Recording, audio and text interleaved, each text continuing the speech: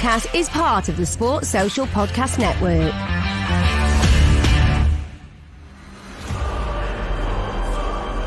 The champion, welcome, Danny Batten.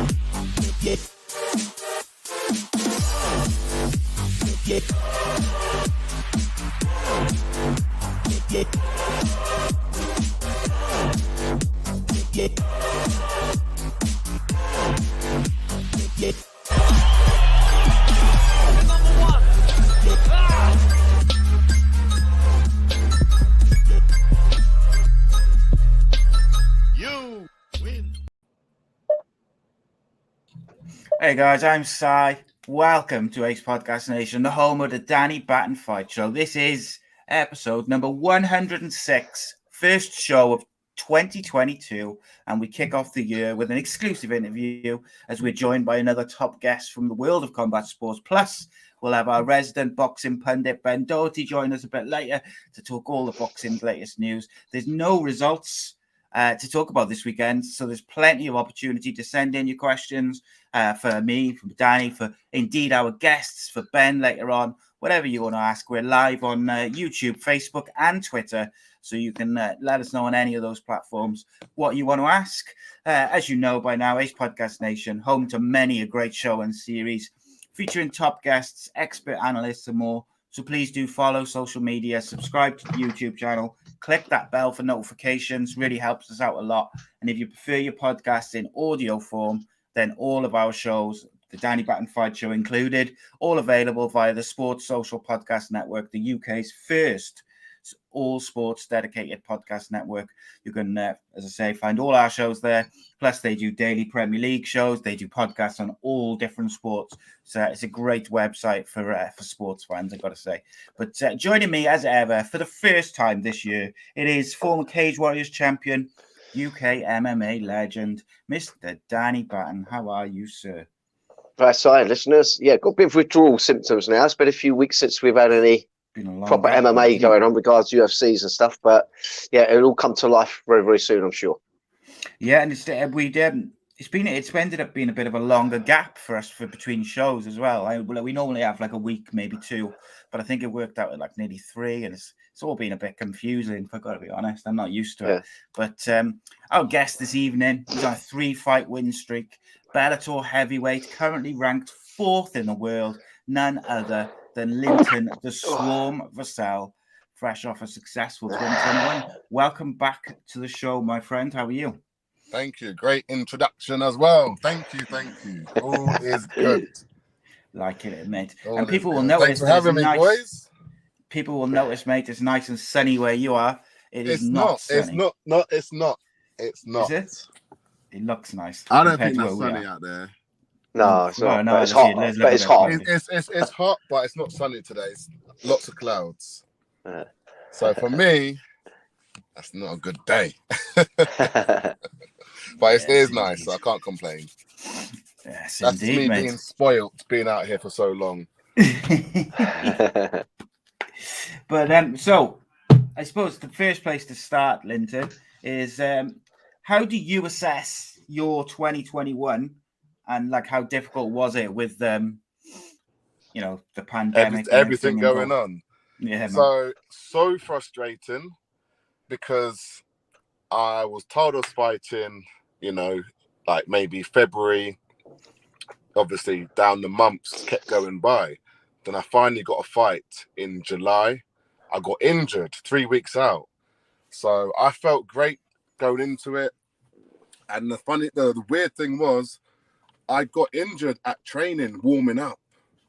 And it wasn't even nothing too hard I was doing the ladder. And my back just pulled. So obviously it would have been nice to have fought in July and then again in December. You know, I haven't been active. Bellator haven't been keeping me active, so it would have been nice to have fought twice. But we're speaking, and hopefully I'll be fighting soon. So once I do, obviously get, you know, the announcement, contract and stuff. Obviously, I'll let you boys know. But to get the win after all that, obviously, you know, last year, fighting, not fighting, and to beat obviously Tyrell Fortune, you know, top level wrestler. Everyone was counting me out. Like all the, you know, the media. How you gonna handle this? How you gonna handle that? But they don't know. Started with Danny Batten. They don't know. No, you stuck the swarm on him. But right? when you first shot in on him, you know, he did defend your takedown, didn't he? Quite solidly. He had a deep under pummel. Yeah. You know, he's pretty weighty guy on the hips as well. I see you step behind his legs, quite a bit of movement, and eventually just sort of smothered him down. So rather than executing what would typically be seen as a clean wrestling takedown, you did what the swarm does, which you just attach so tight to him, you literally just drag down and wore down on him. Was there a time in that fight that you began to realise, hey, I know what the winning formula is? You know, was there a point when you're like, I've got this guy? Yeah. So when I first grabbed him, he did defend me right away. But the way we wrestle over here, try again. Just, you know, be first and be last. Yeah. So I knew I'd get him down at some point, and it pretty much was after I got him down, I was like, I've got this. And I really thought I was going to finish him in the first round. Because there was a few times where I had him, you know, obviously pretty much wrist ride. Yeah. And he wasn't really defending too much. So I feel like I made a mistake in trying to finish it a little bit too early, because I really thought I was going to finish it. And then once I didn't finish it in the first round, then my veteran instincts came in, you know, and I thought, right, I've got this fight in a way. I know where I can beat him. Just got to be smart now, and obviously not get caught with his heavy hands and not do something silly. So, you know, it works in his favor. No, like after I got the low blow, I was contemplating whether or not to carry on, because it was deep. But once, you know, once I had a little rest, and obviously the crowd cheering me on, I couldn't not carry on, you know. Right, yeah. Brutal. It's a nasty one. It was a nasty one. It was. I've watched the fight back about 10 times, and then I'm like, how'd I carry on? So yeah, I'm still buzzing from the win. Not gonna lie, because you know, that's the thing now. You know, I feel like got that great win, the biggest win of my career. Yeah, and you got 3 wins in a row now, and so this has got to be making noises for contention, right? You would think so. You would have thought I'd get my title fight, but we know Bader is fighting Modosky next, so obviously, you know, I got to step behind the champion and the interim.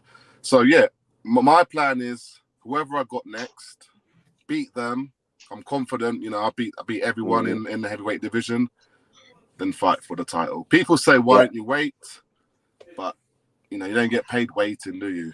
That's right. That's the thing. You don't get experience waiting, so. People sometimes don't realise that. You know, what might seem as a good sort of like career move to sit and wait, what people don't understand is you got to put food on your table and things like that. And then if you're out of the cage, not being funny, you are getting rusty. I don't like the long year layoff. I've had 3 fights in 3 years. Yeah. You know, it's been good on my body, because you know I haven't had to, you know, take the toll on my body. But obviously, if I'm healthy, then I want to be fighting. Yeah. Is there someone in that sort of heavyweight in the rankings that you fancy fighting in particular, or are you just ready to fight any of those top guys? Well, obviously Bader, Modosky, Fedor. Like they're the three. Oh, I'd love you to fight Fedor. I'd love you to fight Fedor. Yeah, it'd just be fantastic. Regardless of what happens, to say you fought someone of that sort of like legendary status, that'd be amazing. But I actually think you could beat him all day long. I think you're much bigger man. You have some youth on your side. I say some because you're not a young man anymore. I heard you say some. I thought I will not say nothing. I will not react. Yeah. But genetically, you're obviously well gifted is something that we've never denied, and I just think this would be a fantastic opportunity for you. And surely that's got to add something for paydays as well for you, fighting someone of his stature. So I think that would be a good financial move. And I just think it's a win-win all round. You taking a fight like that. Personally, if I had any kind of say so in where your career went while you're sitting and waiting for your title shot, I think that is like the perfect waiting fight. Czech Congo. I think I'd quite like to see that fight as well. So we're friends though. Yeah, so, friends, they're buddies. That's I can't be. Yeah, we can't be doing that. And then them two together, we've been out eating several times together, haven't we? Exactly. And these boys are funny together. Yeah, like my good friend, and you know the story. When I first came to Bellator, he was my first friend. Looked after me, took me in, that. And he's a quality and very generous guy as well, isn't he? Yeah, something different there. We all went out to eat, and he paid for everything for everyone. Yeah, it was like, wow, what? And didn't really know me in the big scheme compared to someone.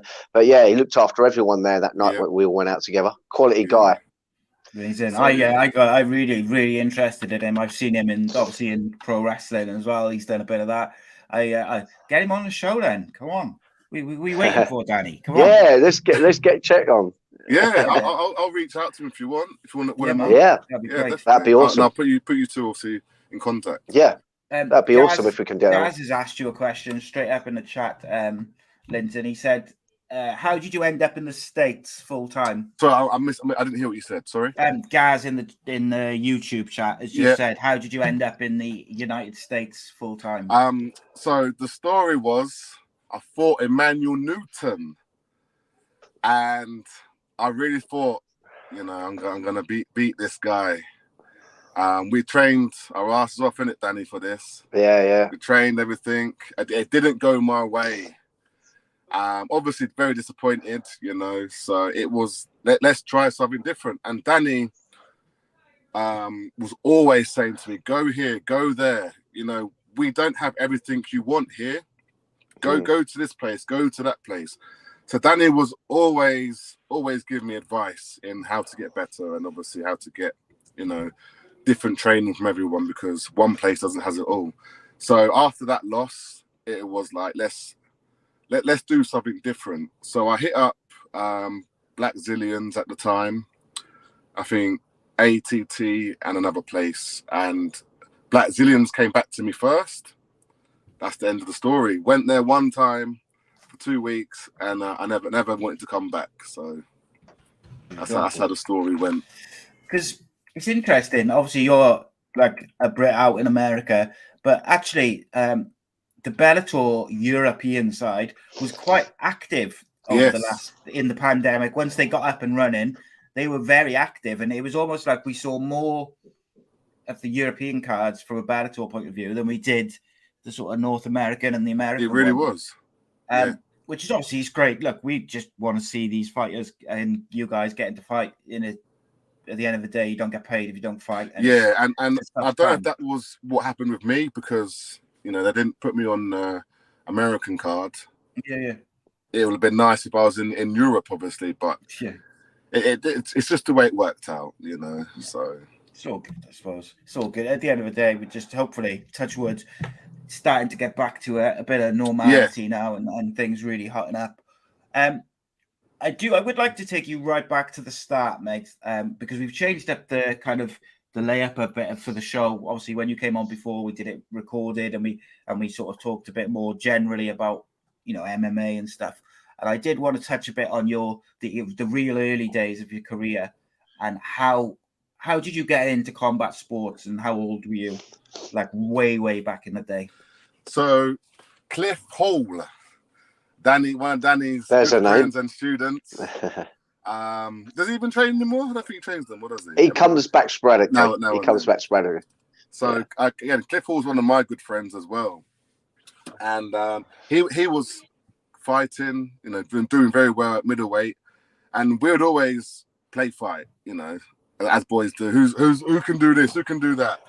So it was funny. It was at my house, at my mum's house back in England, and I'd always have the boys over, and we'd always just mess around and play fight, and everyone got matched up, and then I could only get matched up with Cliff, and then we started wrestling. I picked him up, and I threw him down to the floor, and then he was knocked out. I was like, shit. But Cliff got up and was like, all right, Cliff, nah, we're done. Cliff's like, what happened? And obviously he wants to carry on. Told him. My mum comes running out the kitchen. What are you doing? Blah, blah, blah. Stop it. And then he was like, you have to come to the gym. You have to come to the gym. You have to meet Danny. You have to come to the gym and do what you did now at the gym. But I was like, no, I think even maybe a year or two. I think it was a couple of years. I think it was nearly 2 years. Yeah. Nearly 2 years Cliff had been saying, I've got to get this guy Linton down. Honestly, he could be a champion. He could be one of the best in the world. He kept on banging on about you. Yeah. I was like, get his ass down. And I would never come. I was like, I don't want to fight. And then eventually came, and then I ended up doing very well. And then I could see Danny eyeing me up. Danny in the background eyeing me up. And then me and Danny went. I'm like, yeah, I got him. Throwing Danny around. Danny's like, nah, mate. Nah, let's wait. A couple minutes. And then a couple minutes went by. And I just couldn't move no more. So Danny ended up choking me. And then I was like, that's the only time. I'm coming back. The only time. Yeah. That was fun, though. It was fun. I remember it till today. I was like, yeah, I got him. And I was getting slower. And you just continue going all around me, getting me in all these moves. That's right, on the back. I remember it. And it was literally the only time I ever got him was that first training session. And he improved so quickly that was the last of it. I was like, I'm not having it again. Ever again. That was it. You just went from strength to strength. Yeah. Well, again, I had the great teacher helping me. So, we had a lot of fun back then. Yeah, we did. And it was difficult times, when you answered the question from Gaz, and a good question of how you ended up in the States. Yeah. We couldn't accommodate for Linton in terms of his athleticism, his size. Yeah. And you got to remember, times were different then as well. Yeah. We just didn't have the facilities the facilities or anything. Yeah, it was a different time. Or even people to train with. Because remember, that's right. That was the biggest difficulty. Was probably one of the biggest guys that was there. And then everyone else was probably like welterweights and lower. Yeah, we was more of a lightweight camp. Especially once Total Dojo and Immortal went. Yeah. They obviously the team shrunk down. Yeah. So I think it was absolutely a good call. But I've always been quite open with you that you need to go training elsewhere. Otherwise, it was going to do nothing but hold you back from your potential. So it's absolutely good move. Oh, Danny doesn't want me. But obviously, and I was like, no, I know. I knew what you needed, and you needed bigger bodies to train with, and you went and done what I always considered as the correct thing to do. Yeah. And look what's happened since now. You've become a star in your own right. And it's been, awesome to watch and say, hey, I started that guy out. Yeah. It was always a bit of a talking point. And for some time, I was still coming out doing your corner, although times are very different now, what with all the COVID and all sorts of other issues. But, I still was by his side as long as I could be, as long as it was relevant to do so. So that was also really, really good. I'm sure we're going to have some good times in the future too. I know you stopped, mate. It hasn't. And there'll be another time when things do clear up, you'll be back in the corner. Yeah. And I haven't even fought in England since 18.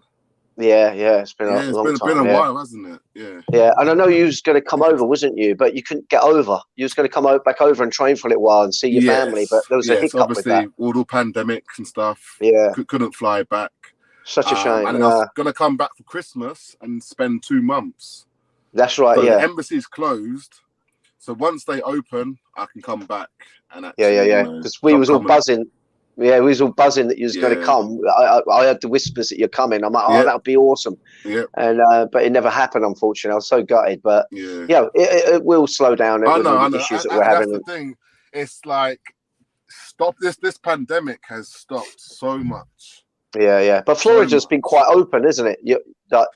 Florida's open, but it's not just Florida. It's everywhere else. Yeah. So like, if I would have flown back to England, I would have been stuck because the embassy is closed and my visa has expired. Right. So as long as the embassy is open, I can come back and then they just stamp it. Yeah.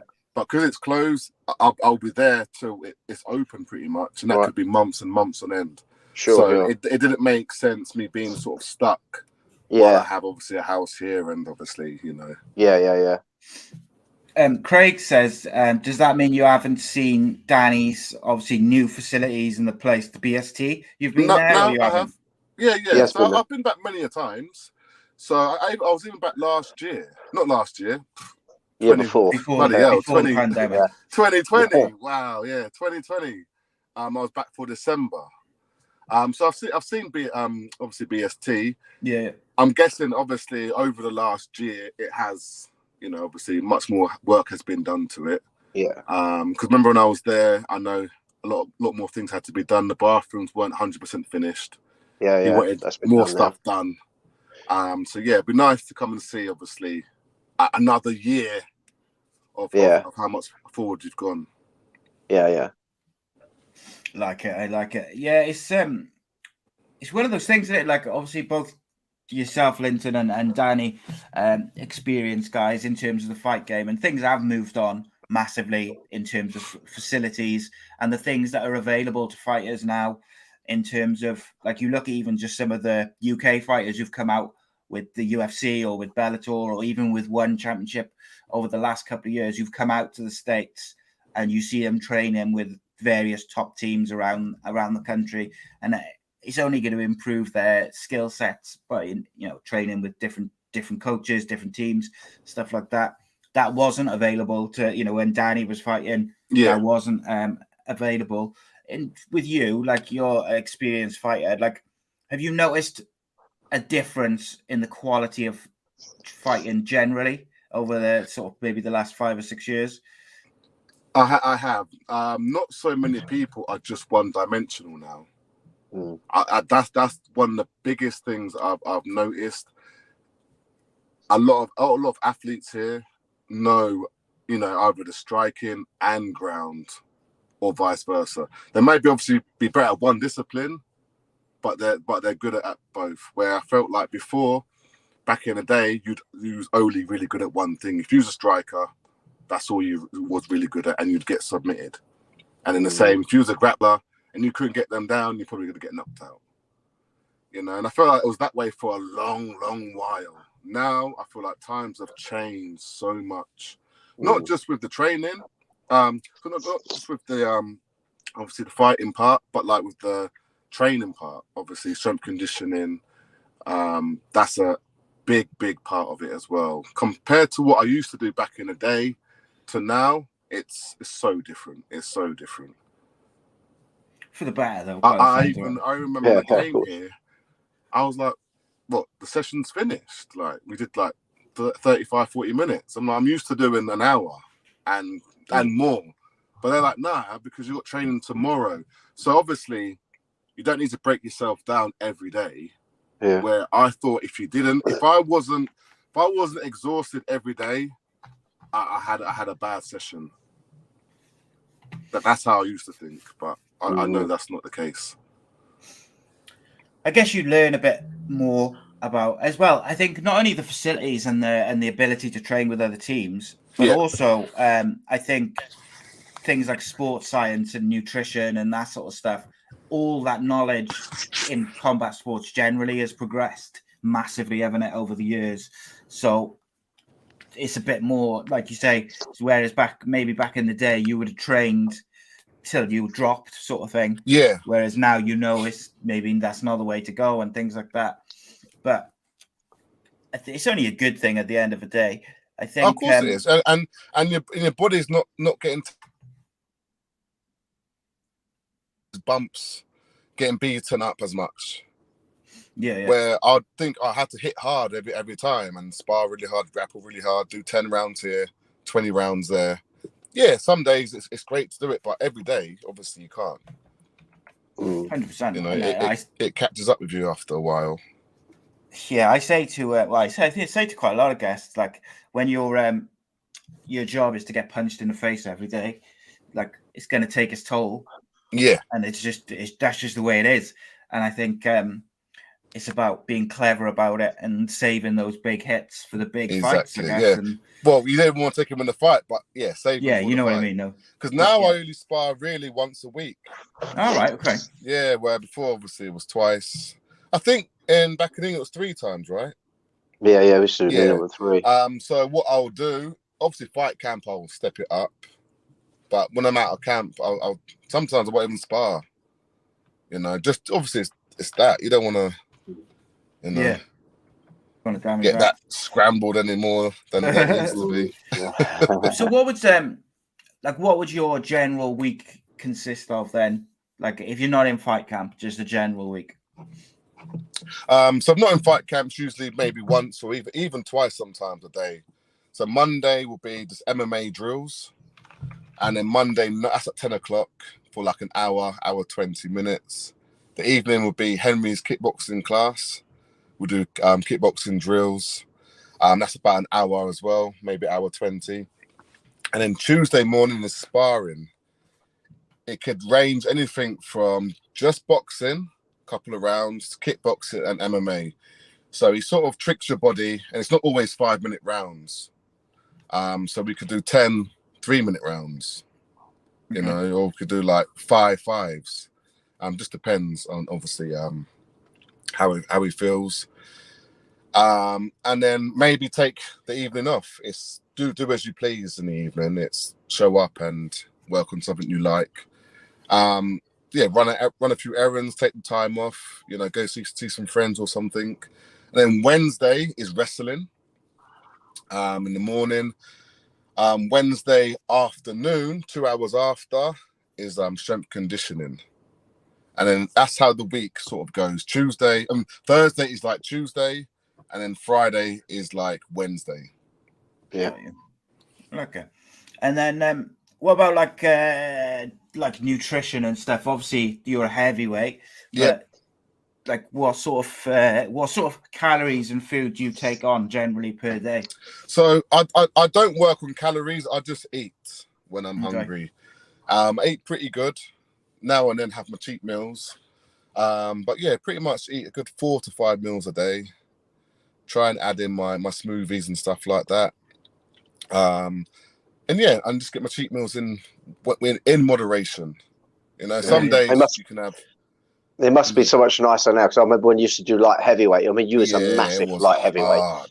Yeah, you was so specific on what you were. Yeah, miserable. But it must be nice now that you can relax a little more. And I would personally not do things because I'm like, well, I've got to cut weight, so I can't come to dinner. I can't do that. Where now it's so different.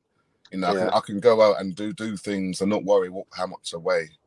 As long as I'm not, you know, overeating and I'm coming in at 250 pounds, something like that, like 109 kilos, 110 kilos. That's too heavy. So I try and stay about 108 kilos. Yeah. Good stuff. I'm interested in it at the moment. Yeah. Obviously, and then keep that cardio up as well. I've just finished swimming. So I do my swimming, do my bike, skipping, all that kind of, you know, explosive and, you know, length training. I can't run as much no more. The old knees, you know. Yeah. Old knees, back, ankles. Gaz says, what do fighters generally think of interim titles? I like them if they're champ is not active. But what I would like better is to strip the champ and then there's no interim. But I understand it. If the champ's not busy, then yeah, make an interim title. Personally, I would want to be a world champion than an interim because it's just the word interim is not world, if you know what I mean. Yeah. So everyone would say, oh, you're an interim champion, not the world champion.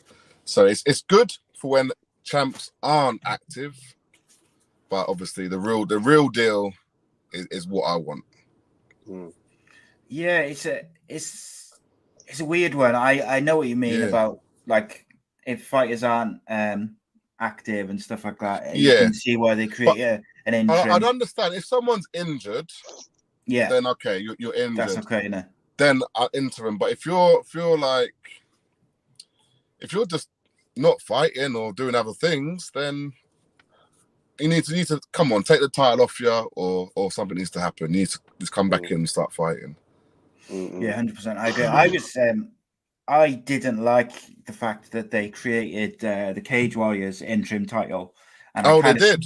Yeah, with Jordan was the champion, and then he was injured, but it wasn't like a long-term one, Danny, was it? And I think it was almost. I felt like it was almost like they just wanted to make the Cherrier versus Paul Hughes fight a bit bigger. Probably. But I didn't think it was needed. They could have just made it a number one contenders match and be on with it. Like, there we go. That could have been cool. Yeah, especially if he wasn't injured for long. Yeah, I just felt like it was just adding a title to the mix, which didn't need to be added. Like Jordan was clearly the champion. They probably these guys were the contenders. And then now they can do champ versus champ. Yeah, almost. Yeah, that's what they'll put. That's what they'll say. Yeah, and I like you say, there's certain scenarios where it's okay, but there's also plenty of scenarios and examples where it probably wasn't needed, and it kind of just adds a bit of confusion. But it also, like you say, it does create almost like these unification and these super fights, which does make them a bit bigger, so you can see that side of it as well. Yeah. But I just I don't know whether I'm a traditionalist in my own old age or what. I like the I like. We know what we like. Yeah, that's it, isn't it? Is there anyone like below you in those heavyweight rankings which you've got your eye on, or you think has impressed you, or anything like that, sort of coming up behind, or do you solely focused on yourself? Obviously, so I'm not solely focused on myself. I still see the rankings. But my teammate, monster of a man, 6'8", Stephen Murray. Yeah, he's 10-0, isn't he? 10-0, mate. He's coming up the rankings fast. Yeah. But we said never. Yeah. Like we came here pretty much the same time, been roommates. Sometimes it's just been me and him. Like no other like heavyweights have come in or people have left the gym, whatever. It's been me and him sometimes for about 4 probably years solid. Right. So you can understand, that. So not that I'm not going to fight each other, but he's making moves. 10-0, big, strong, young guy. I can see him just causing more damage than he already is doing. And 6'8" as well. Jeez, yes, it's like the boxers, isn't it? 6'8", seriously. Some of the heavyweight boxers, they're getting up to ridiculous sizes now, aren't they? Like 6'7", 6'9" is not unusual to see. No. It's like what's Fury? 6'9"? 6'9". Yeah, and then Wilder 6'7". See, Joshua's probably the shortest out of them too. It's 6'5", yeah. Yeah, 6'5". see, that's crazy. Well, that used to be big. 6'5". Yeah, it's insane. That's crazy. I mean, when Lennox Lewis was really big, being 6'5", he would tower over most people. Yeah. And then what was Klitschko's? That's 6'7" as well. 6'7", so his Fury's the biggest. Yeah. Giant. I mean, where does it end? It's just ridiculous. There'll be more to come. Yeah. But how do you find training with someone with that height? I take it he's probably got a reach. I don't know. You got a pretty hefty reach, shouldn't you? What are you, 81? I've got a good reach, but even when I'm sparring with Steve, I have to reach to get his head. Right, yeah. Yeah, or I have to go to the body or something, because I'm obviously the one usually one of the tallest and hitting everyone lower. But yeah, he's 6'8" is a big difference. You think 4 inches isn't a lot? It's massive, mate. I know. I know. I used to spar MMA with you. I mean, what was I thinking? I used to actually spar MMA with this guy, and I was a featherweight. Like, come here, Danny. You're like, no, come here. It was insane. Yeah, it was like playing Kiss Chase, and it was the ugly girl trying to get you. I was just running away the whole time. Good memories, though, man. Good memories. There's that I said to Danny actually just before you joined us. Like that Bellator heavyweight division all of a sudden looks so much stronger than it did probably 5-6 years ago. Like there's a few killers in there, and like there's a few guys who've not appeared from nowhere, but they're on a bit of a tear. There's Steve Mowry, like you mentioned. You got Davion Franklin, who's 4-0, and then even down at 10, you got Sarkam, who's like 6-1, I think. So there's plenty of bodies in there, all fighting for the same thing. Exactly. And I think you're positioned nicely though, Linton, 4th, below the legend. So I think, as we said earlier, we all want to see that Fedor fight, mate. I think hopefully it'll happen one time. That'd be incredible. That'd be incredible. I know they're saying he's got one more fight. I don't think he has. Yeah, I don't think the guy can leave it. They're like, oh, he's gonna retire, blah blah blah. I don't think. I just got a feeling he won't retire soon. Nah, probably not. And he just had a win. It just won. So yeah, I think will he retire on want to go out on a high note? I don't know, and I don't know. I just think he'll go and go. Me, I just think that's what I'm saying. He's just one of those guys. If you're winning, you're sort of like, well, I'm winning. So what am I stopping for? And and he must have his eye on the belt. Yeah. Like who doesn't want to be Bellator champ? Yeah, and to pull it off at 45 years old is just like insane. And where is he? Is he third? Right, he's just one above you. See, there we go then. So it's like, Yeah, that's insane. It's the fight to make. That's the fight to make. Hopefully, someone's watching who can make that fight because I want to see it. Right, Linton. What I would like to do, mate, is as we sort of finish it off and let you go about your day.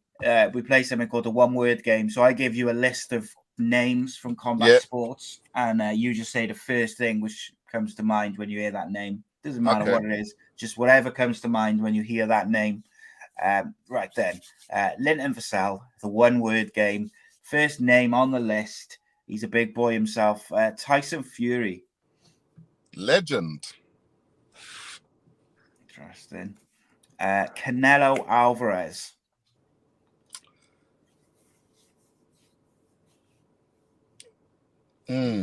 100.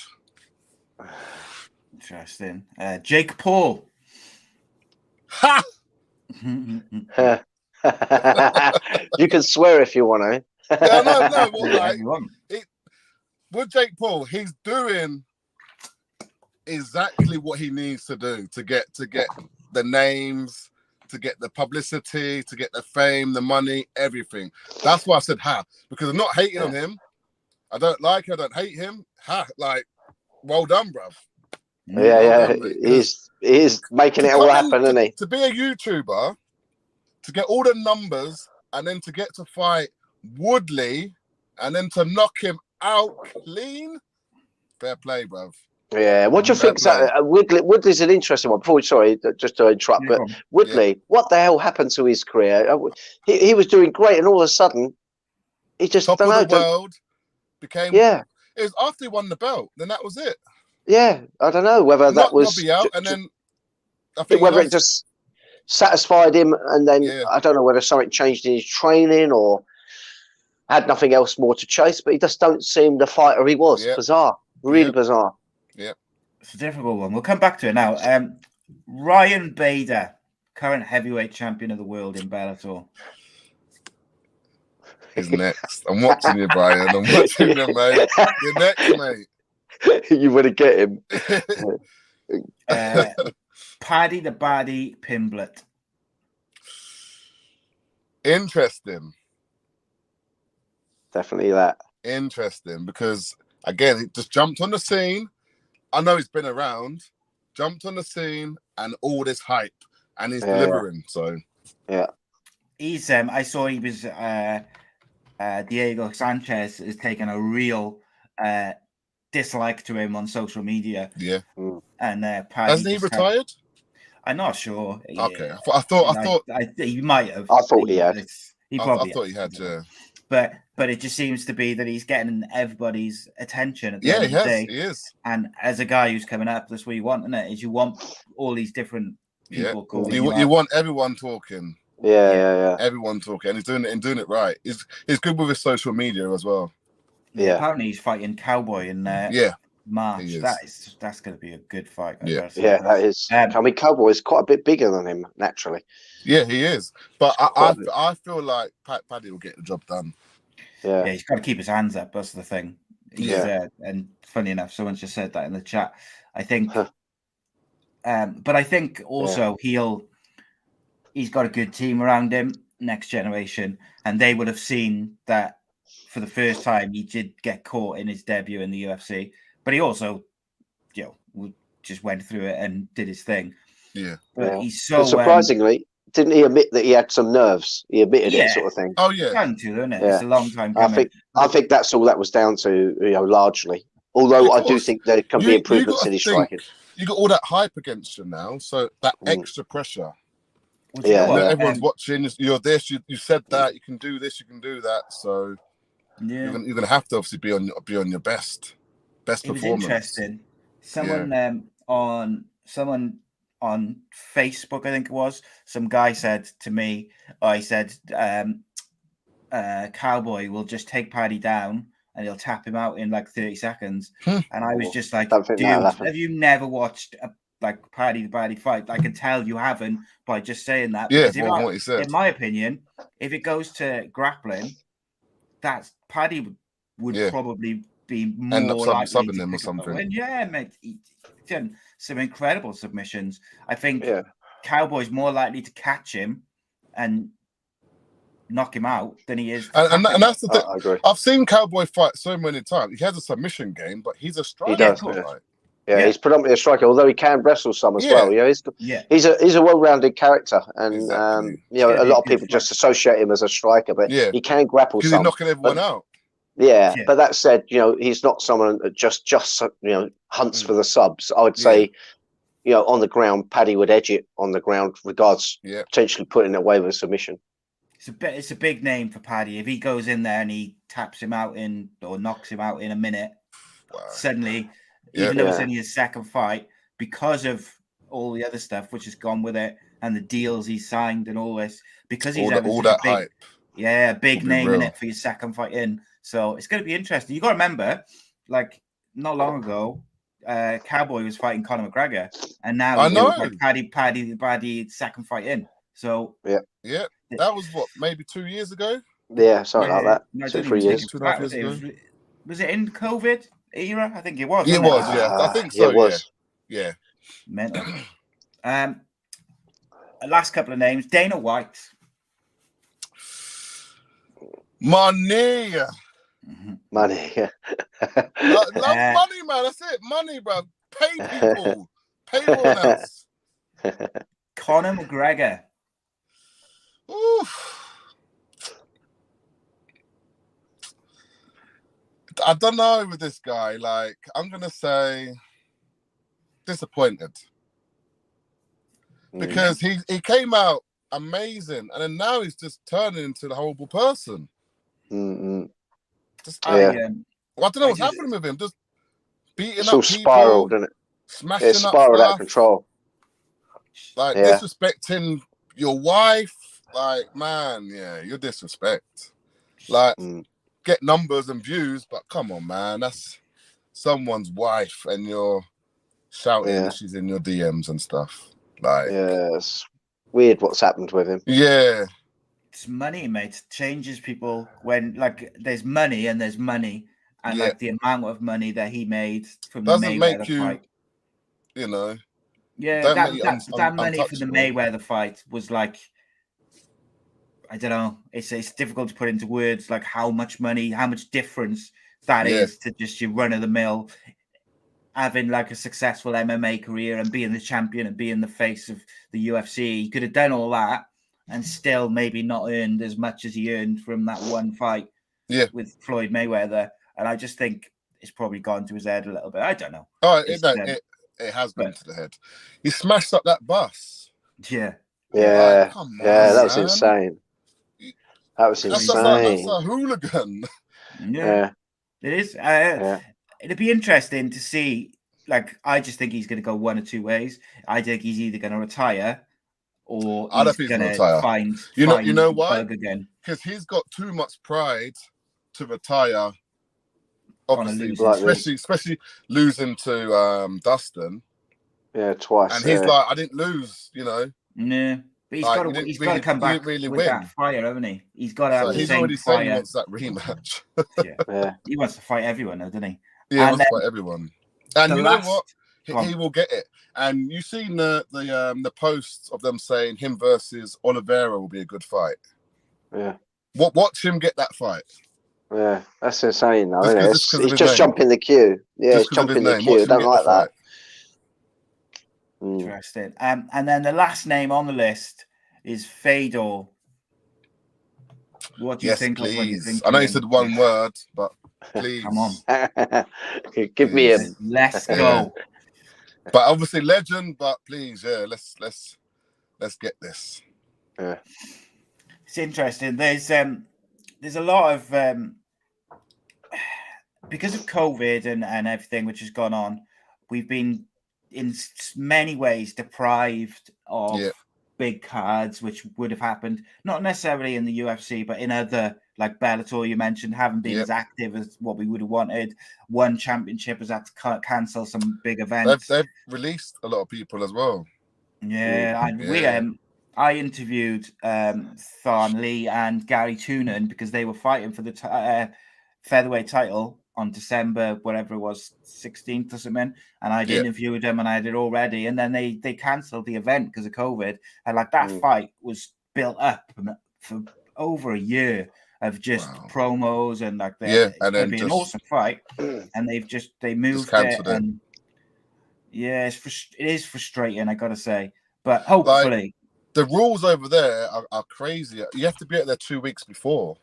Yeah. Quarantine in your room. You can't be with the coach, even though you come together. So you have to be separated, like quarantined. Go train with each other, I think, an hour. Like 1 hour in the morning, I think an hour in the evening, and then you both got to go back. That makes sense, doesn't it? That does not make sense. That makes no sense, but that's so illogical. Yeah. And that's not a way to prepare for a big fight, is it? Yeah, to make sure you don't do nothing. Yeah, that's weird. But, it's difficult, isn't it? Because like if you're doing that and you're preparing for a championship fight, that's not ideal, is it? Like, you want to be. If you come with your manager or trainer, that's you two can be together. Yeah. Like it don't make no sense. You travel together. You should be able to be in a room together, and especially if you can train and then be separated again. Just stay together. No logic in it whatsoever. I could only imagine you going crazy in your room. Yeah. By yourself. You can't leave. You're quarantined. Yeah. I'll be like, I'm not fighting, man. Yeah. It's weird. Release me and let me go somewhere else. You know? It's a weird one. I'm hoping that fight is. It was initially for December, early December, and now I think it's January. But I just hope they do it because it's going to be a great fight. Yeah. And they've got some phenomenal fighters on their cards. Like we had Mighty Mouse on and stuff like that, and like top level fighters who they've pried away from other promotions for whatever reason. So they've got an incredible roster of guys. They put on incredible fights, but they just not active. No. And I think fighters are going to be getting frustrated. Like, it's okay for the ones who've got their own facilities and all this sort of stuff, where they're working every day, training people and doing this. But not all fighters have got that. Some fighters need to fight to get those things, and I think COVID one of my had a big friends, impact. Antonio Caruso, he was in the same boat as you say just then. Hasn't fought in maybe a year and a half now. He's been released now. Finally got released. But he was in that boat as well. Can't earn no money if you're not fighting. Looking for fights, but just not getting it. Yeah. So it's hard. No Filter MMA said the women's divisions in Bellator are suffering a lot due to in the COVID era, if you like. Yeah. I think it's general. What do you make of Chris Cyborg? She's been very vocal. So, she's been very vocal since what's her name? Amanda Nunes lost the other day. Has she? The other week, yeah. She's been like, I noticed, like she was in the comments of like, I saw something about that stuff, and Amanda Nunes, and I was like, what did she say? Just give it a big one, basically. She was saying something about give me a call, Dana. Stuff like that. Things like that. But then she did, when someone put on there, but didn't she beat your ass before? He goes, I didn't want to fight there anyway. I'm just kidding. So I don't know. It's just I don't know. Yeah. Obviously, she probably hurt because she lost to her. Yeah. So she obviously wanted to say something to sort of maybe get people talking. You know what social media is like. Yeah. People want you to talk about them, so maybe all she wanted was people to react, and you know what I mean, because she's with Bellator, the other one's with UFC. I don't think how they're gonna fight, Yeah, that's it. I think it's gonna be interesting. I think that women's featherweight division in Bellator, I think looks really good. You've got obviously, like you said there, Kat Zingano, who's looks like she could be next for Cyborg. I don't know whether I just don't know. Haven't you? They're doing Leah McCourt versus Sinead Kavanagh. I can't wait for that. I think that's going to be such a good fight. Yeah, I don't know whether Kat Zingano can win. I think she's just too small naturally. Cyborg's just too big and strong. I think. I think. I mean, she's got the talent and the skills to do it if she can get her to the ground. But I know. I'm not so sure. I understand the difference. Cyborg is so physically, strong, like genetically unusual. She walks through everyone. Other than Amanda Nunes, she has just walked through everyone who's tried to get near her. Zingano, she'd have to use her grappling. I've not seen anyone put a grappling clinic on Cyborg. Never. No, same. No. But is that because she just walks through it and she just? Well, she can wrestle some. She could grapple. She could grapple as well. She just never had to rely on her grappling. Yeah. And I think she's so physically strong to these girls. Get off me, like shrugs them up. She's able to throw them off probably a lot easier than any other girls. Yeah. Some girls grab them, take them down, and No Filter MMA said he thinks the difference with Kat to the other girls is that she won't engage on the feet. But I think she'll just shoot. With Cyborg, she is so big and so strong that she's, whether she can do this to Kat Zingano is another thing. But what she has done so often is she's decided where the fight's going to go. Yeah. And she will, if she wants to walk through, she wants to knock you out, she'll do it, and you kind of don't have a say in it because of her size and her strength. Yeah. But I do think it would be an interesting fight. Credit for her skill set, mind. It's not just because she's big and strong. Yeah. Just a lot of it is because she's big and strong. Yeah, that's one part of it. Obviously, she's got the attributes to do it, physical attributes, but I feel like most girls will grab her and be like, they're shocked. Oh, damn, like she ain't moving. Yeah. And then probably end up panicking, especially when they get especially some of those younger girls as well, like Leah McCourt and stuff. When they got their hands on her and then they realise, she ain't moving. it's how you deal with it mentally. Then exactly. you've got to stick with it. Kazangan, who is obviously vastly experienced. Yeah, maybe she has got the skill and again, set, she could surprise us. She could take her down straight away. She could get down early. Yeah, that could be interesting then. Exactly. Yeah, I'd be looking forward to it. Right, Ben is waiting in the wings. Linton, as ever, mate, absolute pleasure. Yeah, thank you, boys. Join us, mate. Really enjoyed it again. Boys. Started off at 222 with a bang. Awesome. That's it. Nice to see your face, Daniel. Miss you, mate. Miss you too, Linton. We'll be hooking up soon later this year. I have no doubt about 100%, that. Somehow, some ways. As soon as I can come back, obviously I'll let you know. I'll be down in the gym and everything. We'll hang out. Again, Simon, thank you very much. Always a pleasure, my friend. Always a pleasure. Yeah, thanks for having me on again. Keep training. Be safe. I will do, boys. One love. See you later. Take it easy, my friend. Thank you. And just like that, we'll bring in the man himself for the first time this year, Mr. Ben Dougherty. How are you, my friend? How's it going, guys? Hey, first question, is it okay with these headphones? Yeah, no, they're all right. Seems right.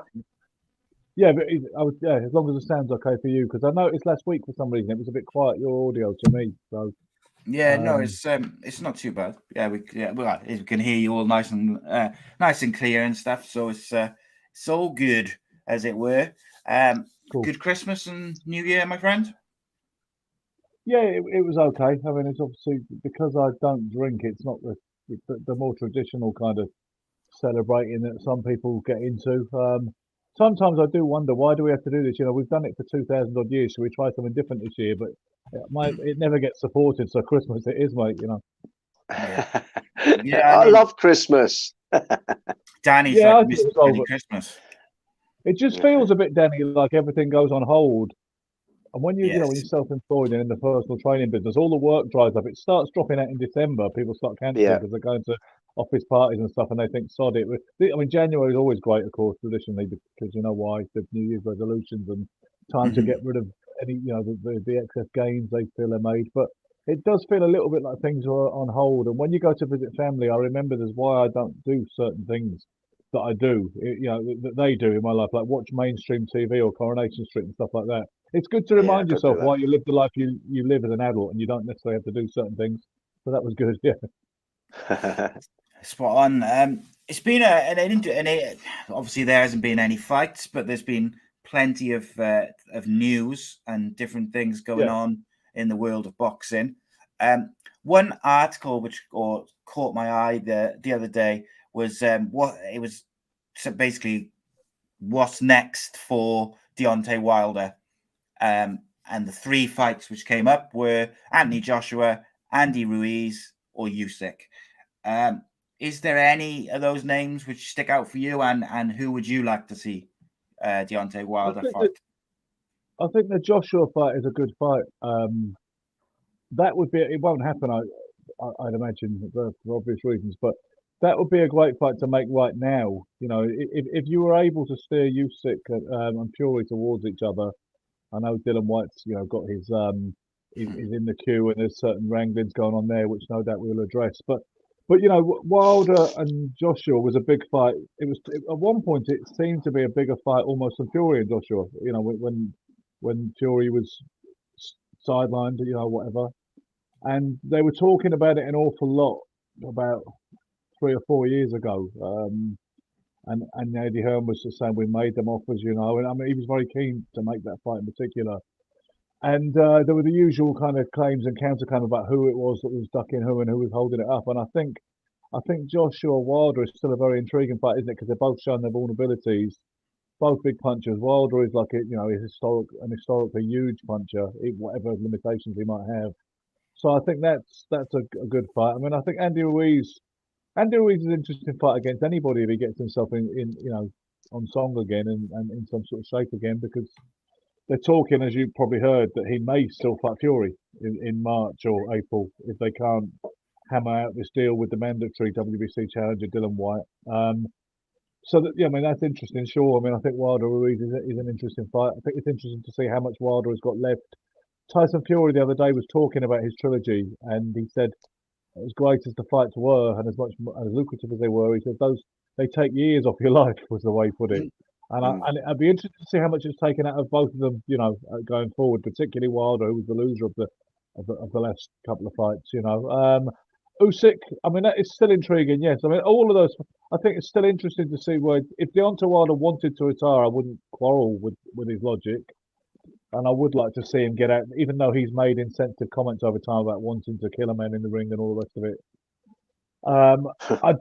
I'd like to see him get out, with his marbles and his finances intact. But yeah, it's interesting. Either one of them. Joshua is the one, though. I think that would be the fight. Joshua, as you know, is going into a fight with Usyk, although there's no rematch date announced yet. But it very much looks like that's the way they're going to go. It also looks like Joshua is going to get a new trainer. He's obviously working with other guys as we speak, but he hasn't announced it yet. But and did I see him fight? We're sorry to interrupt you, Ben. Did I see Joshua working with Mayweather the other day, or did I imagine that? Did I see Floyd has offered his services many times, and they're obviously friendly. I think we first saw him look like he was making overtures towards Anthony after the Pulev fight. With the limited crowd they had right in the middle of the first kind of COVID thing. Yeah. And he's offered to help Joshua on many occasions. And the thing is, we know it's not for money. Floyd doesn't need money, does he? No. So we know it's a genuine offer that he would like to help, and that he would find it an interesting challenge, whatnot. And there was Joshua has been training in a gym in Dubai where Chris Eubank Jr. has also been training.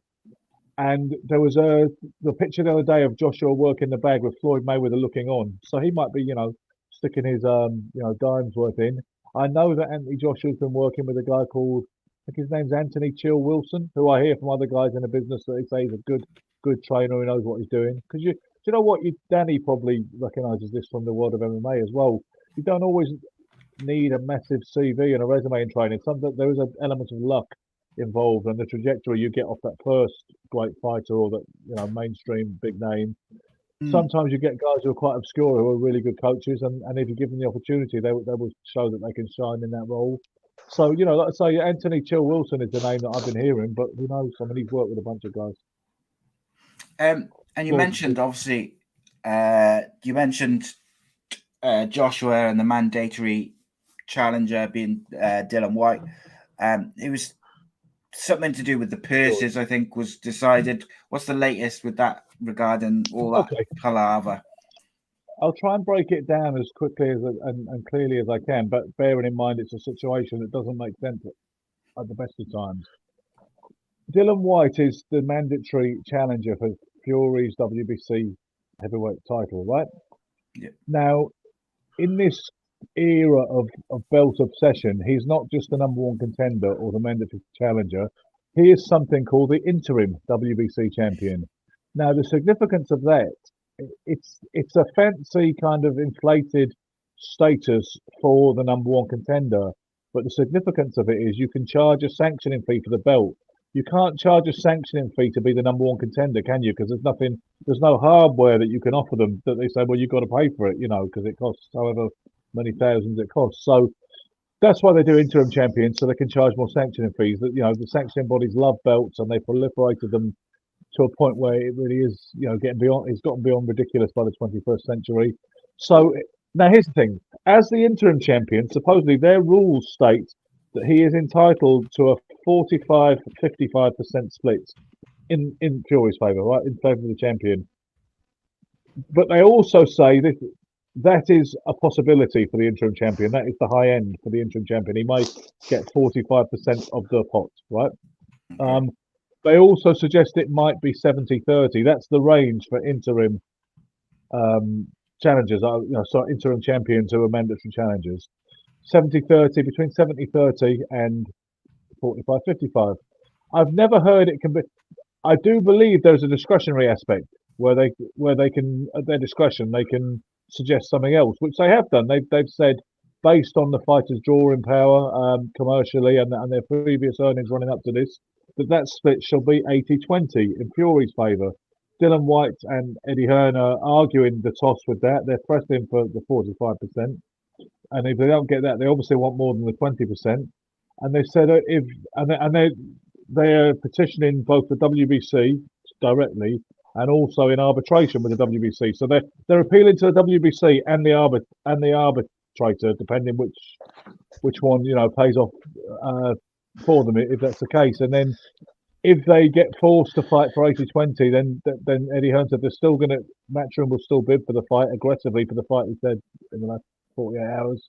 And they'll bid based on what they think that fight is worth. So they basically said they will, if they have to like it or lump it, then they will do. But he's trying to get a bigger cut right now. And unfortunately, the rules and the kind of, the sanctioning body standards are as clear as mud as usual. Do you know what I mean? I mean, some people say that it's a way of trying to duck Dylan White, but I'd be astonished if Tyson Fury was afraid of Dylan White as a fighter and the threat he presents to him. I don't think that's a credible suggestion. But it seems that most of the conversations these days that relate to the backroom kind of squabbles more than the actual fights themselves. Yeah. And what would you say is a fair split? When you're saying that it should be perhaps 45 from what you're telling me, but then this 20%, what would you say would be fair? I don't think it should be. I don't think it probably shouldn't be 45, Danny. Commercially, that's probably not an accurate reflection of Dylan White's worth. I must stress, I am not an expert in the financial side of boxing. If somebody wants to call me an expert in the kind of the physical side of it, the technical side of it, and the historical side of it, and other aspects, that's fine with me. But financially, there are people who know a lot more about this than me, because I've never dealt with professional fighters at that level, with that kind of money's involved. I've dealt with people up to area and British title level where I know you're talking about people maybe might be getting purses like 16 grand, as opposed to telephone numbers. But my feeling, having already told you that, my feeling is 70-30 is probably the most accurate, equitable, fairest split. I think 70-30 is what I would expect them. That's what I'd be pushing for. But you know what? Eddie Hearn knows a hell of a lot more about it than I do, and he knows what he can expect. I think Dylan White, he's at the mercy of advisors and all the rest of it. I'm not saying he's not financially literate or savvy, but see, because what Dylan White, it's interesting to look at what he's earned in previous fights. Some people said he earned $4 million for the first Povetkin fight when he got knocked out, which does seem awfully steep.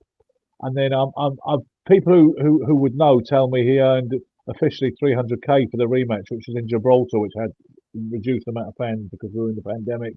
And with pay-per-view revenues on top, he maybe would have made about $500,000. Whereas that Tyson Fury has been making like 8-figure purses in his recent outings, the trilogy with Wilder. Somebody tried to suggest the other day, interestingly, that Dylan White is a bigger draw in the UK, which most of us, when we were having the argument on my Facebook page, said it was ridiculous. But this guy was adamant that Fury is not the proven draw, unless he's fighting a big name. He's not a big draw on his own, and certainly not in the UK. But then the trouble is, he's fought mostly in the States in the last few years, hasn't he? So, in Las Vegas and Los Angeles, all the rest of it. So I would say it's a nonsense to say that Tyson Fury is not, that Dylan White is the bigger draw. And if both of them were to walk down Oxford Street tomorrow at different intervals, you'd see who would get mobbed and who wouldn't. Yes. But do you know what? Maybe the argument that Dylan is a bigger draw is built based on the fact he's fought constantly in Britain, in the UK, and in London and other major cities, and he's consistently done well with pay-per-view figures. But I still think we can throw that claim out, to be honest with you. Yeah, it seems a bit of I don't know, this doesn't make any sense. Call it a reach. Yeah. Something which I did think when you said about you didn't think Tyson Fury, he's not worried about Dylan White in terms of ducking him. But do you think maybe him and his camp do find it almost like an irritation that they've got to fight him rather than trying to line up Usyk or Joshua or whatever big fight they want to do next? It's almost like Dylan White's in the way rather than him being worried about fighting him. I think you're getting warm there, because I think clearly he's not excited about the fight. He's not salivating over the prospect. Dylan obviously wants the fight and he wants a shot at the title. He probably deserves it as well, doesn't he? He does deserve a shot, and he's a credible challenger. I have to draw the line when people start talking as if he's like Marvin Hagler in the 70s, or if he's like He's like Sonny Liston in the 50s and the 60s. Like Sonny Liston would have fought Floyd Patterson for $50, a cab fare home, and the introduction to the ring card girl of his choice. You know, as long as he was definitely on a promise, he'd have took it. You know what I mean? These, it's symptomatic, isn't it, of today's fighters, that Dylan is more inclined to push for his commercial worth because he doesn't. Barry Hearn made these comments a couple of years ago when he said, in the old days, he said we were like slave drivers, which was obviously an unfortunate term to use when you're talking about a black fighter. And he was talking about Nigel Benn and Chris Eubank. He said they were slaves. He said, but today, he said Dylan Fight is only on a fight contract with Matchroom, so he wasn't tied in. But I think that's got pros and cons because some people suggest that Eddie Hearn hasn't batted for him as vehemently as he might have done. Perhaps because he's not as bothered because Anthony Joshua obviously had a more long-term arrangement with him. He has had for ongoing since AJ turned pro. Whereas the idea that White was a free agent and could walk after any fight, some people thought he didn't really ensure the loyalty. Same way that people thought that some people accused Hearn of not really wanting Billy Joe Saunders to beat Canelo. Do you know what I mean? Because you're not because of the nature of the deal you have with that person. So I suppose there's pros and cons to it. But Dylan, what Dylan needs to be careful and what he needs to avoid is pricing himself out of it and ending up with nothing. Because one thing the WBC have said, what he might have imagined is that, oh, you know what, they'll strip Fury for not fighting me, for not complying with X, Y, and Z, and I'll just fight someone else for the belt, and I'll still get to call myself a world champion.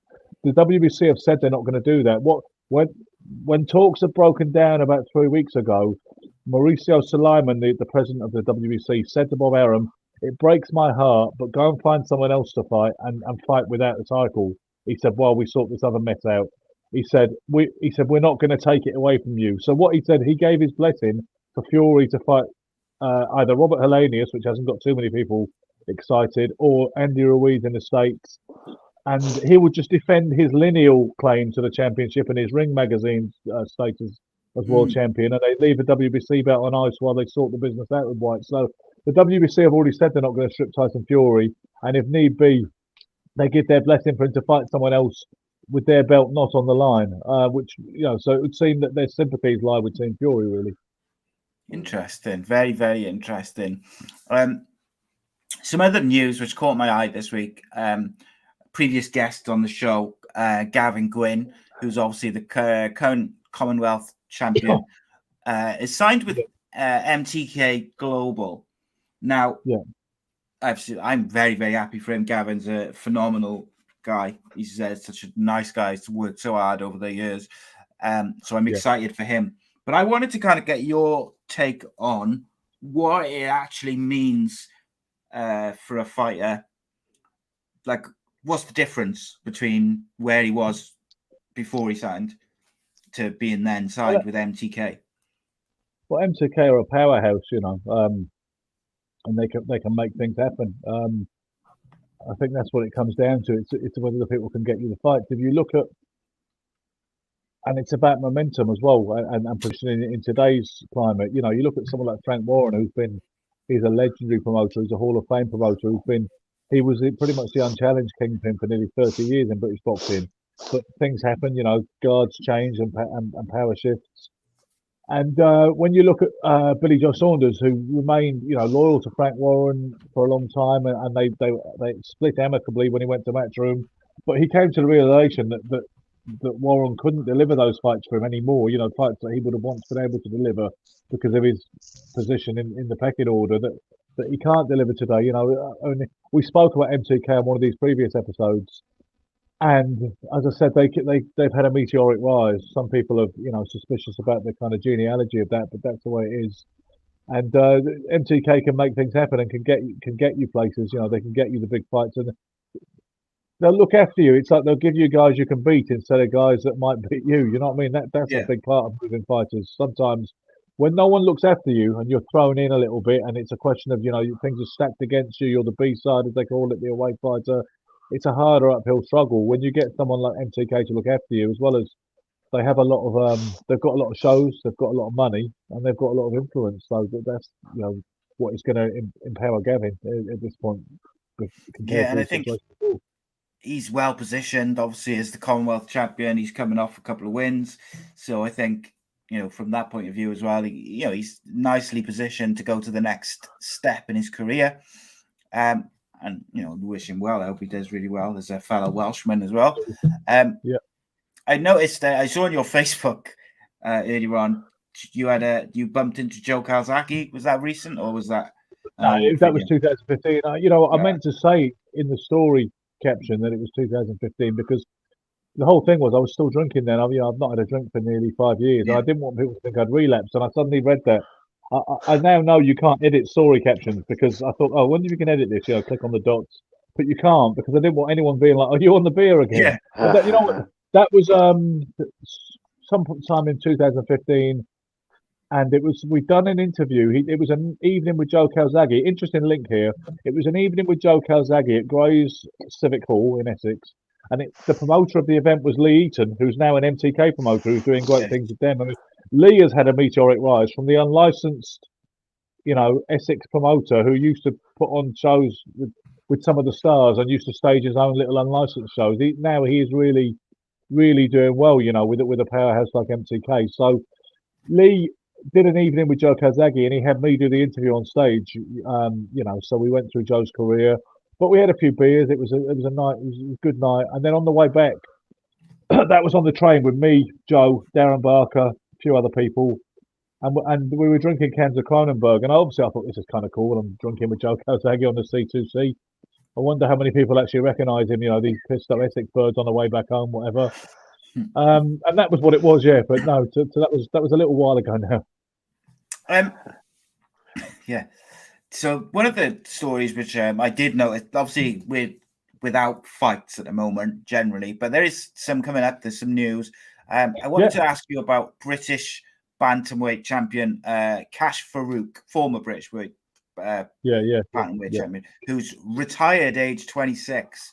It says advised by medical professionals, unforeseen circumstances. Is a bit sort of vague. He's failed a brain scan is what it'll be, Simon. I think that's basically what it is. Somebody messaged me, who's a Scottish ex-pro, messaged me as soon as I put that out. I think it was Friday, wasn't it? He said to me, it didn't come from me, but he's failed a brain scan. People always forever inboxing me saying this didn't come from me. That's part of the whole kind of thing of having your ear to the ground, isn't it? But I figured it must be medical, and it's usually neurological when somebody says that. And Cash did say in an official statement the next day that that it comes. I'm having to make this decision because my medicals or whatever it was, are not good, are not sufficient for the border control standards with higher standards or new standards having recently been introduced. I think was the way he worded it, but. There's been a change in his scan. The British Boxing Border Control are very, very much, they're very vigilant about that. Some people say they mollycoddle fighters too much and wrap them in cotton wool.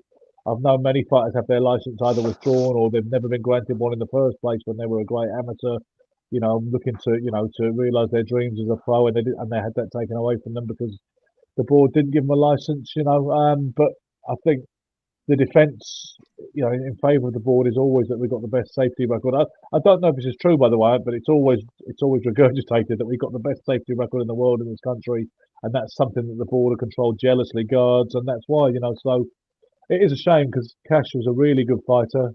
Seems like a really nice lad as well, and he is so young. He's in the prime of his life. I thought Lee McGregor's improved as well since they fought, and he's doing really well. But I thought when they fought, I thought Cash deserved the decision. It was close, but I thought Cash was a bit unlucky not to win that fight. And I think he's impressed me since. And obviously, I mean, he was putting a brave face on it, and it sounds like he's surrounded by good people who are going to help him with the next step in his life. But no doubt your world's in bits because your sense of identity has kind of been taken from you, hasn't it? At that point, especially when you're that age.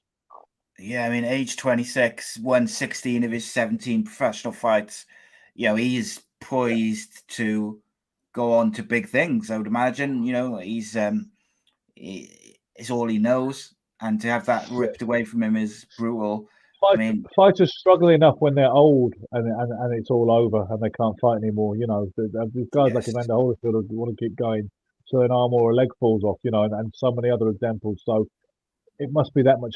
It must be so much harder when you get it taken away from you in your youth. It's a bit like there's a fighter I know from that I used to know from TKO gym called Tommy Martin, who did quite well and became English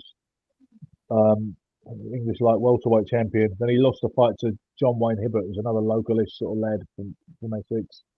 Got a brain bleed after the fight, you know, suffered a brain bleed, and then his career was over. And I know he struggled. Now he seems like he's found a passion as a trainer, but it took him a while, and he went through that period of I think he went through that period of maladjustment over the whole thing, you know, and not knowing what he wanted to do with his life. So I mean, I hope Cash doesn't go through that. You know, I hope that.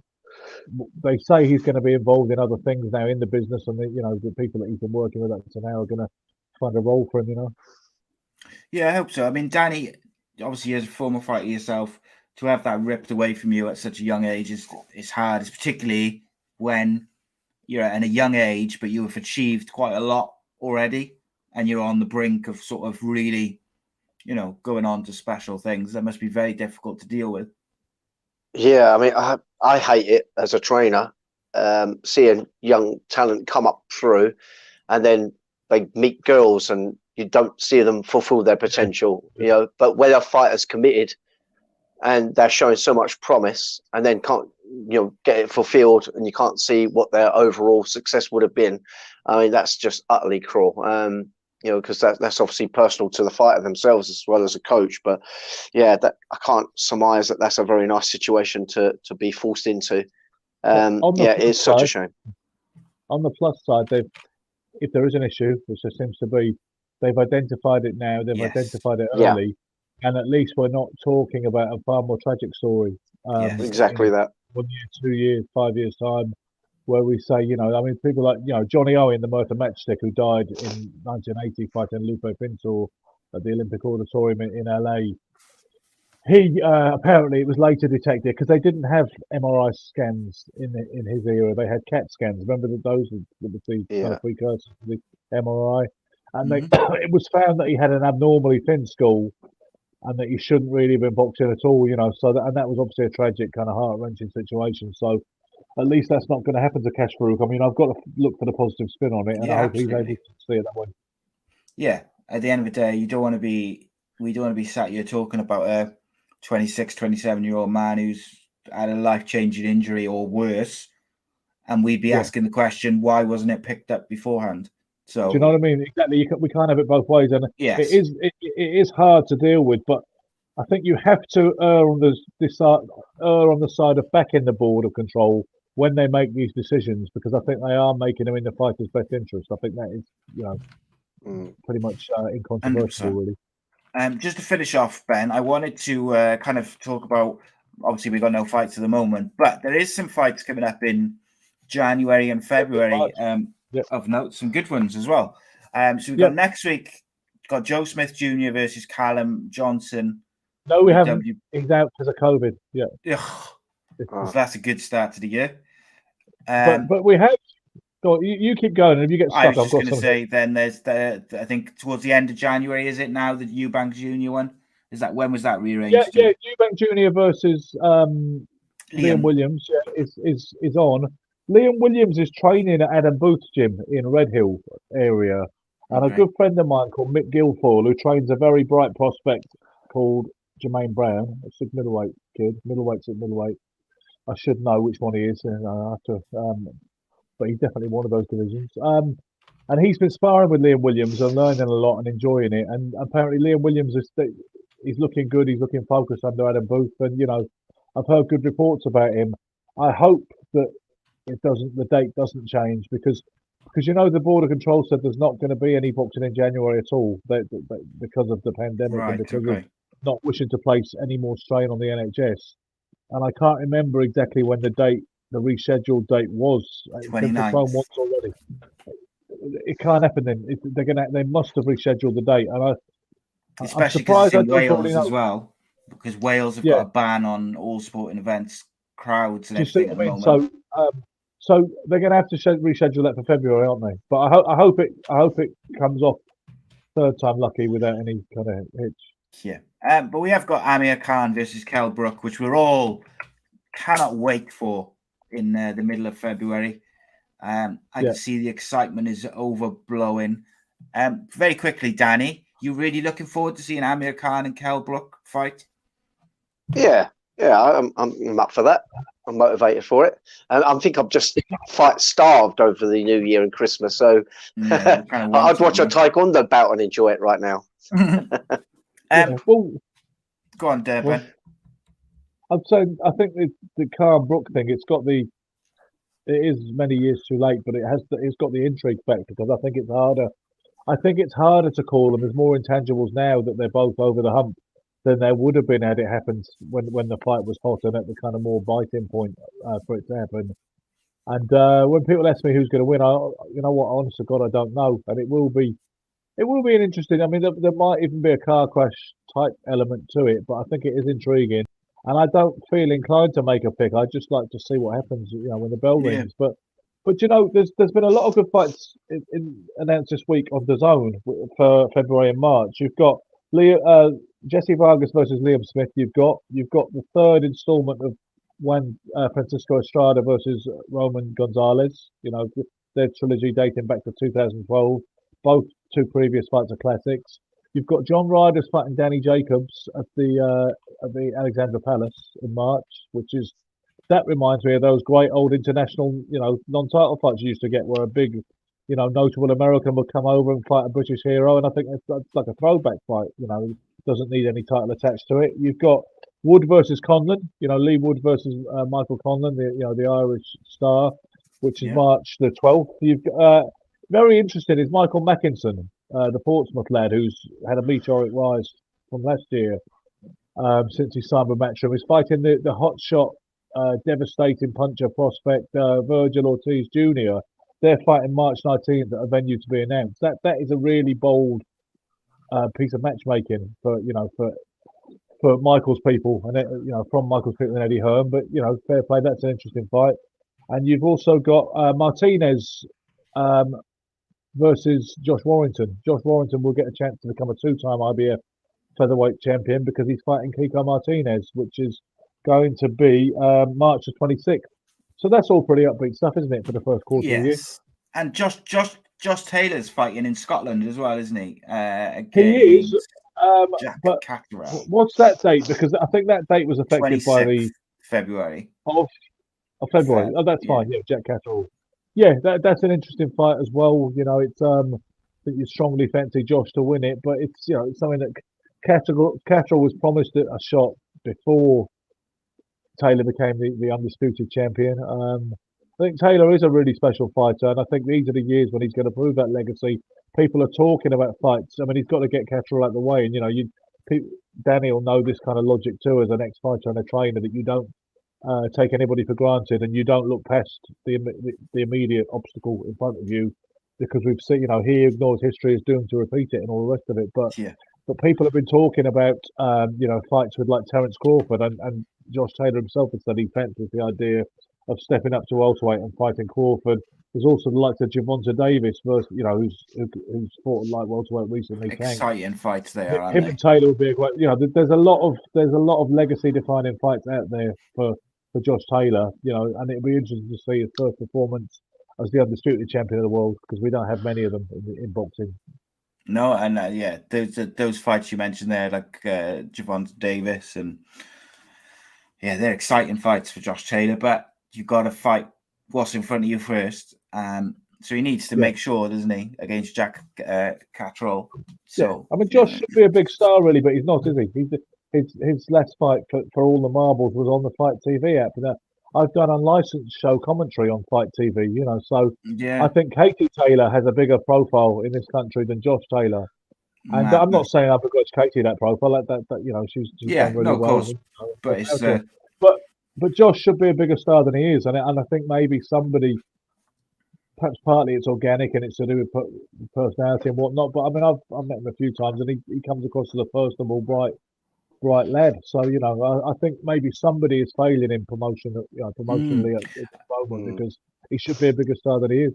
Absolutely, he should. I saw a lot of people saying that he should have been in the names for the BBC Sports Personality of the Year. Yes. I got to say that when I was growing up, that used to be quite a prestigious awards. Like people, sportsmen, athletes, they used to be genuinely. They'd all turn up to the award ceremony, and they would be like quite a big thing.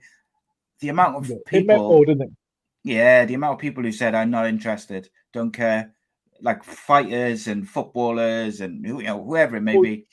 Did you hear if Tyson Fury was threatening legal action if they didn't take him off the shortlist? Yeah. They didn't take any notice, but he was saying because he was overlooked in 2015 when he beat Klitschko, which was the outstanding achievement of that year or any other year. Certainly for a few years running. And because he, that was shortly before his meltdown, but because he made some homophobic comments or allegedly homophobic comments, I think there wasn't shortlisted, or else there was pressure to have him removed from the. He felt that the BBC were against him, and he said he's got no interest in the Poxy Award, and that he was threatening, with legal action if they didn't take his name away from it. Which obviously that's changed quite a lot from the prestige it used to hold for some people. A good story, very quickly. You might appreciate. Lloyd Hunnigan was going to get it in 1986 when he sensationally beat Donald Curry for the undisputed welterweight championship of the world in Atlantic City, and he didn't turn up because he was too busy banging Maria Whittaker, basically. Paige Schriegel, remember her? And Ambrose Mendy was saying, you've got to come. They're going to give this award to you, And he said, "Oh, mate, why would I want to do that for? I've got the girl here." And he was in a hotel, whatever. He just wasn't up for it that weekend. He had other fish to fry, as it were. So they gave it to Nigel Mansell instead. That's a true story. Well. There we go. What would you rather have? Well, I think the page 3 model probably, but you'd always go for the sporting achievement, especially back in the day. The BBC Sports Personality of the Year award it meant something back then. Doesn't anymore. I think the women would keep, wouldn't they? The page 3 models. Yes. There was another day for that, whereas there isn't for the Sports Personality of the Year. But it's true that basically Lloyd Hunnigan essentially snubbed it because of his libido. Madness. Because he could have gone and got the award and then gone back to Surely that would have been even more kudos. Take her to the thing. I mean, we need to get Lloyd on here one time, right? And get him to explain himself about the whole thing. Absolutely. 100%. I would like to know the ins and outs of that story, so to speak. I'm not really comfortable with your kind of, what's the word, metaphor there. But terminology was a bit... fun. It's the first show of the year. Right. Ben, as ever, thank you very much for joining us. Myself and Danny got a little bit of MMA and some adverts to do, but we'll allow you to leave. And as ever, Ben, it's been a pleasure, mate. Really enjoy it, and hopefully we'll have some fights to talk about soon as well. But if there's any news and things like that, we're always happy to have you pop in and join us. No problem. As am I. Nice one, boys. Cheers, Ben. Ben Doughty again. Always a pleasure, Danny. Just want to really just wrap us up, mate. Just have a quick look. UFC is back next week. Kelvin Qatar fights Chikaze in the main event in the featherweight division. Who you got there, mate? Who you got? Oh, that's a tricky one, isn't it? If Qatar can stay elusive, I'm going to go Qatar, but he has to stay elusive and he has to have his footwork in order to keep it striking. I like Chikaze, I gotta say. Chikaze is just really, really good, but Qatar, I think Qatar can win it, but like I say, he has to have a good game plan. He has to have a good game plan and stick to it. Otherwise, he's going to end up with a difficult night on his hands. I'm going to go with Chikaze. I am. Chikaze. Just for the height, reach, and just general. He might just get hold of Qatar. Awkward. I think he is awkward. But I'm just going to say Qatar, just simply because I think if he knows what he's doing in terms of keeping his strengths alive, he'll be able to dominate the centre line and move off centre every time Chikadze tries to come in and grab a holds of him. So, yeah, we'll see. But I've got the same concerns regards because I've got to deal with in that he's got height, reach, and general size to deal with. And then the co-main event is Muslim Sadikov fighting Michel Pereira, which is an interesting one. Sakov is 18-2. Well, obviously, Michel Pereira, 26-11, 2 no contests as well in there. He's very, very experienced fighter. I'm kind of interested to see how this one goes, but I fancy Muslim Sakov myself. Yeah, me too. I'd be more inclined to go that way as well. Just got a little feeling, I think. Yeah. And then we've got Caitlin Chikagian versus Jennifer Maia. That's going to be a good one, I think. Yeah, it's another hard one to call. Who's going to win that on the night? That's just 100%. Such a good matchup. It's going to be a good throwdown, no matter what. That's for sure. There's some good prelims on that card as well. There's a women's prelim who I'm really looking forward to between Sylvania Juarez and Vanessa Demopoulos. Sorry, and Brian Keller is fighting someone whose name I'm never going to be able to pronounce the first or the second name, but we'll go with the second name is Kaka Ramanomanov. It's a big long name, but I've heard good things about him. I'm really looking forward to that. So a good little card. Court McGee's fighting on the prelims as well, and of course Brandon Royval. Who else is on there? Bon Turin is fighting Brandon Royval. That'll be a good little fight. So yeah, some good fights there, mate. But as ever, mate, we're back for a new year, and I'm delighted to say that for the new year, support for the Danny Batten Fight Show is brought to you once again by MANSCAPED, who are the best in men's below the waist grooming. MANSCAPED offers precision tools for your family jewels. MANSCAPED just launched their 4th generation trimmer, the Lawnmower 4.0, all across Europe. You've heard it there, the 4.0. It joined over 4 million men worldwide who trust MANSCAPED. You can use this exclusive offer, get 20% off and free worldwide shipping just for people who watch the Danny Batten Fight Show and A.C.E Podcast Nation. All you've got to do is use the code ACENation at manscaped.com. You get 20% off with free worldwide shipping. And it is a real good thing. Like we've talked about it before. I've used it to trim my body hair. I used it to trim my beard. It's a beautiful piece of equipment. I got to say, real top quality stuff. And I'm delighted to say that they're back sponsoring the show and the channel for another stint. Really excited by that. And as ever, I say, to the people, please do support us, support our brand sponsors. That helps us keep going, helps us do everything, keep the guests rolling, and keeps promoting the channel and all that stuff. Manscaped is also going beyond the groin with their new refined cologne, which offers a light yet masculine, pleasing fragrance that will leave your lady on the naughty list this year. All products made with hypoallergenic ingredients that are vegan, cruelty-free, dye-free, and paraben-free. What is not to like, Danny? What is not to like?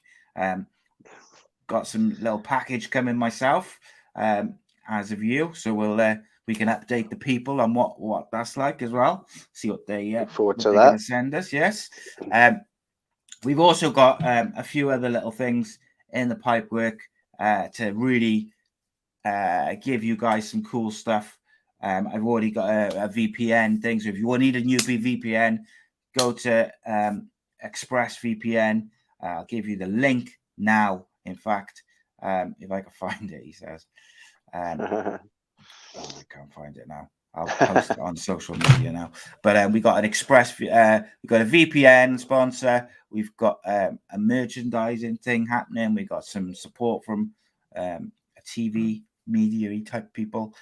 So we got, if you go to www.expressvpn.com /Ace Nation Army. And if you sign up for the 12-month VPN, you get 3 months free.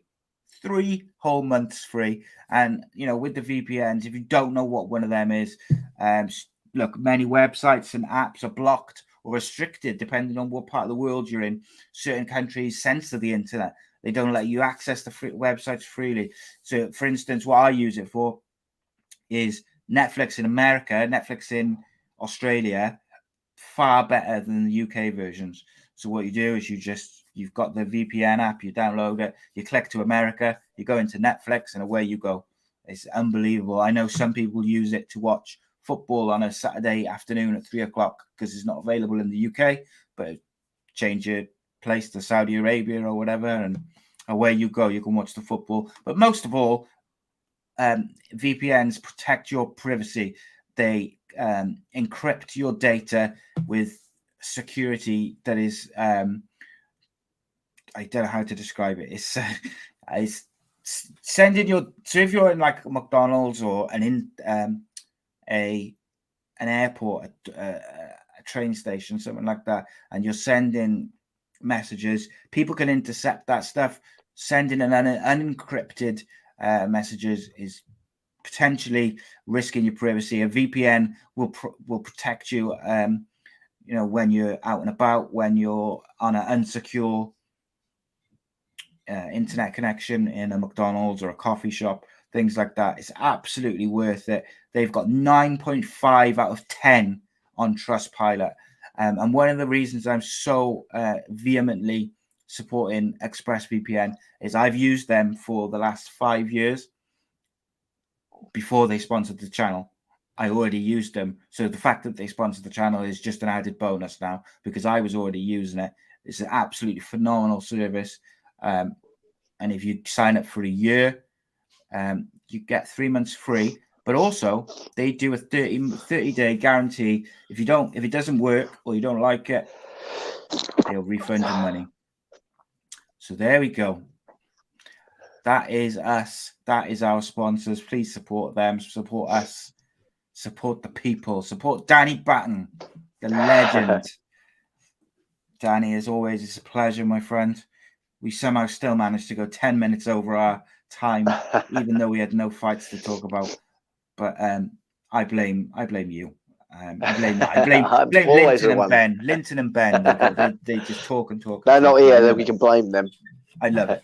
It's been good fun. It's been great to be back. And of course, as I say, please do check out MANSCAPED.com. Use the code ACENation, and then that way you can support us. Until next week, it has been a pleasure. We bid you farewell. This podcast is part of the Sports Social Podcast Network.